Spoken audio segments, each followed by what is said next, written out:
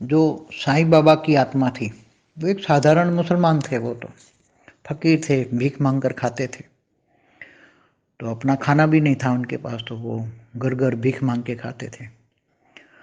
तो बाद में सूक्ष्म जगत में जो अनेक धर्म मठ पंथ संप्रदाय की आत्माएं घूम रही होती है ना, बहुत, उसमें मुसलमान धर्म की जो आत्माएं, बहुत आत्माएं, ढेर सारी आत्माएं, वो हमेशा धर्म परिवर्तन करवाना चाहती हैं। तो हिंदुओं की आत्माओं को धर्म परिवर्तन करवाने के लिए इन्होंने एक ये आत्मा को एक निमित्त बनाया, और इनके नाम से इनके मरने के बाद थोड़े ऐसे सूक्ष्म में रेज मार मार के हिंदुओं को बरगलाया, और हिंदुओं को कमज़ोर आत्माएं, हिंदुओं की जो कमज़ोर आत्माएं थी वो बरगलाई, और ऐसी आत्माएं फिर इनके जाने लगी। तो मुसलमान धर्म की आत्माओं ने हिंदुओं को कन्वर्ट करने के लिए ये इसको एक निमित्त बनाया।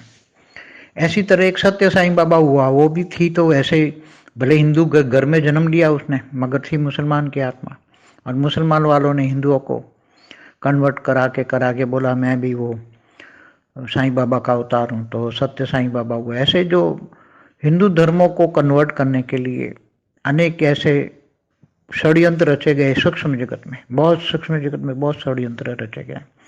और हिंदुओं में जो कमजोर आत्माएं थी, बहुत ही कमजोर आत्माएं, जो केवल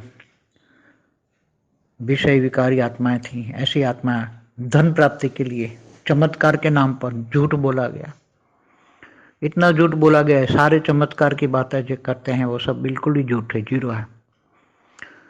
तो ये सब चमत्कार की बातें बढ़ा के इतनी झूठ बोला, इतना झूठ बोला, इनको एक प्रपंच किया, धर्म के नाम पर प्रपंच किया, हिंदुओं को वहाँ ले जा के इनके धन मिलेगा, ये मिलेगा, इनको एक तरह का धर्म परिवर्तन ही कराएगा।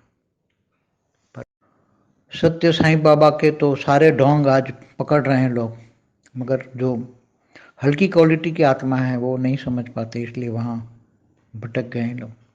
इसलिए ऐसे भटकाने वालों को कौन क्या कह सकता है। साईं बाबा ने तो कोई ज्ञान की बात की ही नहीं, ना कोई किसी भी प्रकार का ज्ञान दिया, ना आत्मा परमात्मा का, या मुसलमान थे तो अपने धर्म का भी कोई ज्ञान नहीं दिया उन्होंने, किसी भी प्रकार का ज्ञान नहीं दिया। तो क्या कहेंगे, ज्ञान के आधार से जज करो, what is wrong and what is right.